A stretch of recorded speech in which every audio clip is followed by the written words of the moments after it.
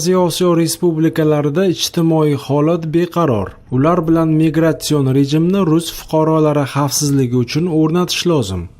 Bu haqda Rus ommaviy axborot vositalari Rossiya Federatsiyalar Kengashi Mudofaa va xavfsizlik qo'mitasi raisining birinchi o'rinbosari Frants Klintsevichga asosan xabar berdi. U Rossiya Federal xavfsizlik xizmati Moskva hamda Moskva viloyatida teraktlar uyushtirmoqchi bo'lgan Markaziy Osiyolik shaxslarni qo'lga olganiga izoh berdi. Xizmat ma'lumotlariga ko'ra, qo'lga olinganlar IShIDga aloqador. Ularda yollovchi shaxslar bilan aloqalar va terrorchilik yo'nalishidagi jinoyatlarni amalga oshirish bo'yicha yo'riqnomalar topilgan. Markaziy Osiyo respublikalarida ijtimoiy keskinlik o'choqlari yaratilgan.